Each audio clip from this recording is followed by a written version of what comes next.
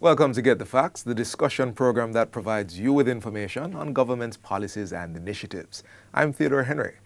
If you're enthused about Jamaican-made movies with a global appeal, interested in making these movies, and are looking to tap into the commercial opportunities in film entertainment marketing, then this program is for you.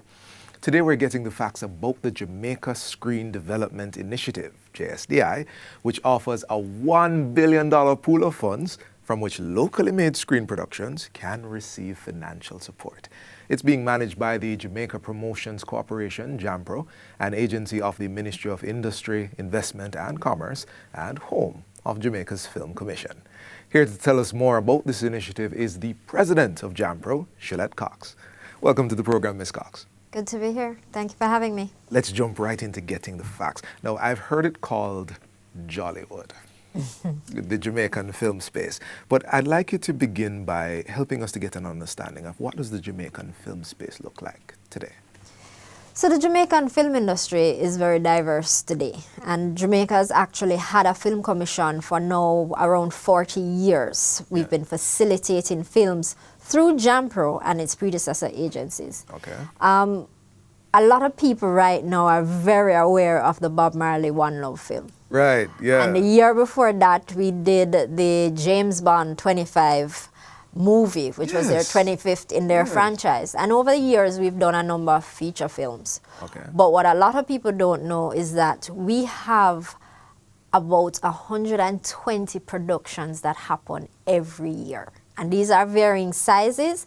There could be features, there could be short films, there could be documentaries, different kinds of structures. Animation doesn't even come into that number. We're talking Jamaican-based. Jamaican-based. Some of it, so we have two different segments of the film industry. The first one we call local content development. Okay. And that's when Jamaican people make Jamaican stories or stories that are written by Jamaicans. Okay. And then we have destination films. People wanting to locate their production or their film in Jamaica. Okay. And so we at JAMPRO facilitate both kinds of that. And if we look at the numbers, we've been having a good run since COVID, and globally, we have seen a big recovery since COVID. So in 2021, globally, there was an increase of around 10%.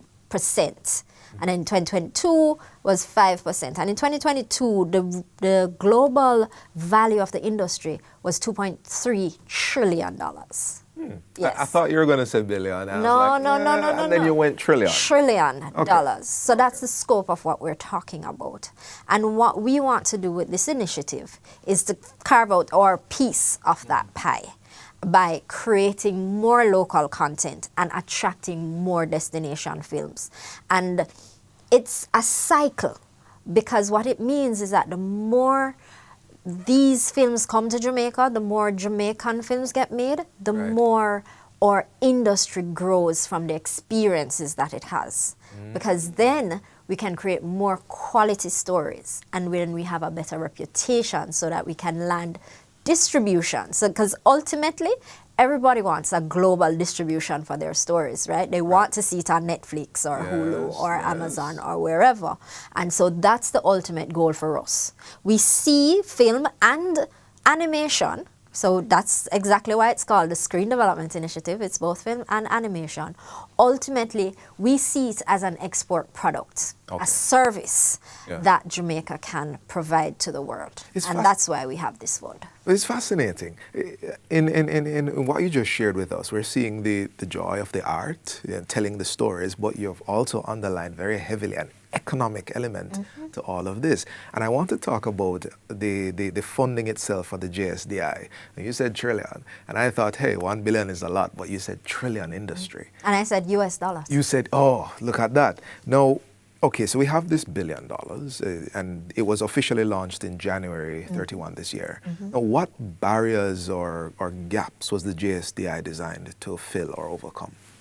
So as you're aware, anybody that has ever interacted with our financial system knows that we require collateral to get access to money. Yeah, we do. And when it comes to industries such as screen-based industries, the fact that collateral is not the easiest thing, because we're talking about intellectual property, is one of the biggest challenges that they have.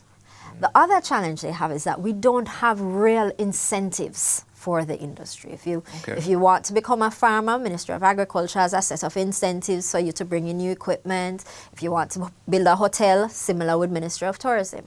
But in this industry, there are no incentives. And so there is no source of financing for the projects to be created.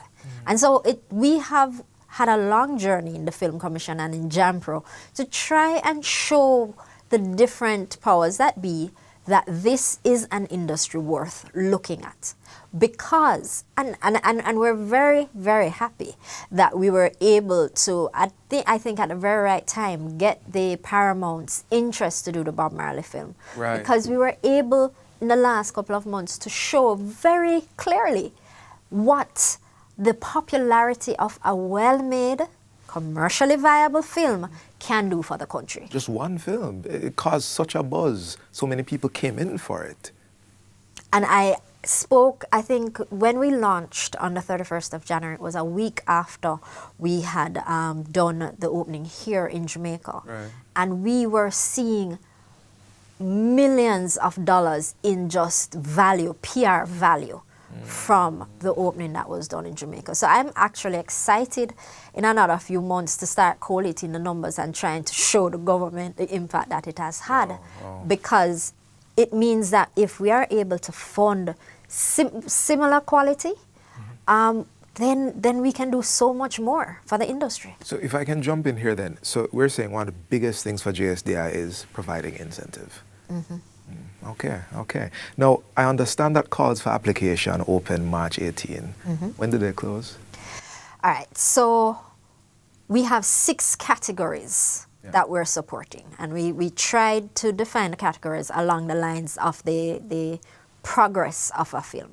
So we have development, we have production, we have completion, we have film festival and market attendance, and we have marketing and distribution. All of that is along the lines of local content, that segment. And then we have a production rebate for destination films. Those are now films coming into Jamaica. So for development, production, and post-production, those applications end on April 28th. Underline that, April 28th. April 28th, for just those 3 categories. For the other 3 categories, we're taking rolling applications.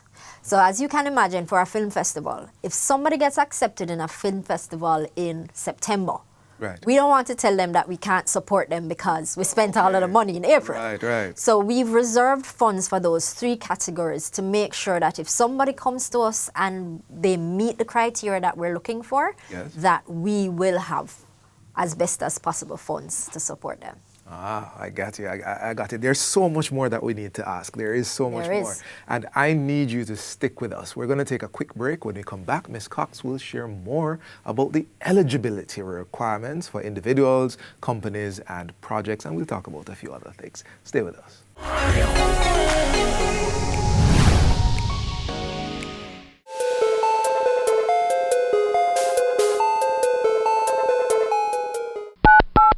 We are hoping that the time will come to be able to track these calls. Hello, the house are burned down. And punish those who are doing this. All too frequently, a unit is unavailable for an actual fire emergency, merely because it is responding to a false alarm. And it results in most instances to a waste of resources that could be used for more productive purposes. So I want to encourage members of the public to desist from this practice.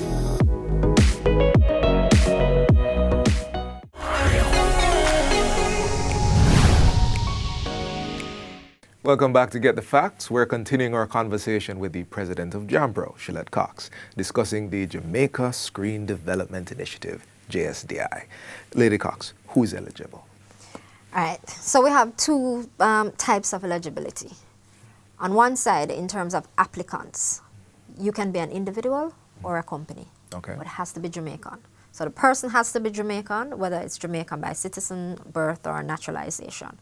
The company has to be 51% owned by a Jamaican. After that, you have to be registered with the Ministry of Culture, Gender, Entertainment and Sports as a part of their entertainment registry. Right. You have to be tax compliant at the time that we sign a contract for the funding. Okay. You have to be able to show that you have access to the rights of whatever it is that you're filming or producing in terms of that intellectual property. Okay. If you're an individual, you also have to be over 18. So from an individual and company perspective, that's it. Okay. On the product side, we have certain things that we will not be funding. So we won't be funding music videos, we won't be funding television news or sports or dailies.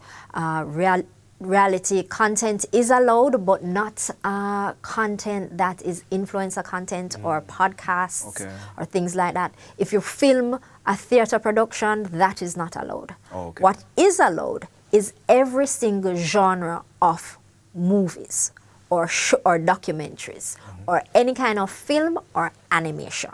And we have some time limits that we put around that just because we want to make sure, again, that commercial viability is strong. Right. We also, as I mentioned, unscripted content is allowed.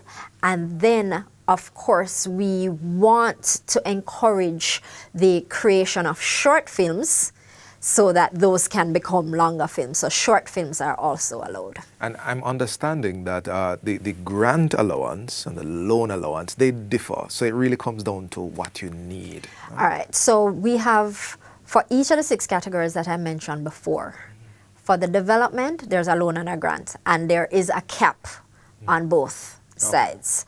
The cap could be based on a dollar amount or a percentage of your budget. So whichever one is the lower figure is what we will fund, because we want to make sure that you have some skin in the game as well, right? Of course. But when so the grants, the development and the production has the grant and the loan element. For completion, it's just a grant. Film festival, just a grant. Marketing and distribution, it is a loan only. Okay. And then the production rebate is a rebate. So you have to spend the money first, then we have to audit your financials, and then we give you back 10% up to a maximum of 1.5 million. And I think this one is really important for us to underline. We're not applying for a grant or a loan to fund part of a project. There must be a completed product at the end of what you give. So each of these are phases. So we're going to have very rigid performance metrics to say that if the development phase is what we're funding, and what you are going to do with that money is to write a script, at the end of that process, we must have a script. If you're funding production, at the end of it, we must have film content or animated content. At the end of completion, we must have, so each one is a different outcome, and that will be in the contract that is signed with JAMPRO at the end of the evaluation process and before any disbursements can begin. Okay. Now, we only have so much time on this interview, but we know that, or you will tell us, that we can find all this information on that on the website, dobusinessjamaica.com. All right. So just go to dobusinessjamaica.com, search for JSDI, and you will see all the information there. There's a link to the full operational guidelines, but we have pulled out all of the main points to make it easy to read. And the application form is also accessible from that website. So you go straight into the application form. It's very simple. What we've done is we have a list of, in the operational guidelines, we have a list of all the documents that are required, whether they're mandatory by category or optional. So when you go to the application form, if you click development, it gives you the list of mandatory documents. So you can't go wrong. You must be submitting all the documents. And there is also an option that if you want to give us more than what we ask for, because you want your application to have the best chance, you can give us the optional documents as well.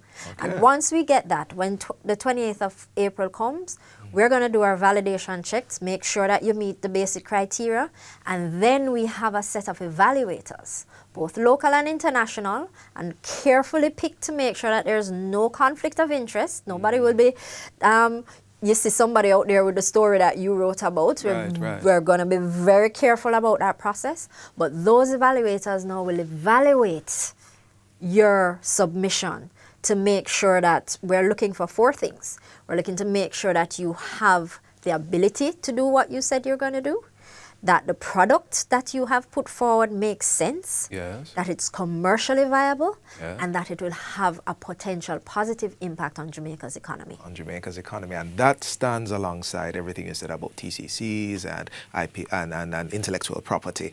I need to hurry along, but this is so fascinating. Can I resubmit one, and also can I submit more than one? You can definitely submit more than one. So you can do a couple of things, and there's a section in the operational guidelines that talks about multiple applications. Okay. If you are going to move very quickly, you can apply for production and post-production at the same time.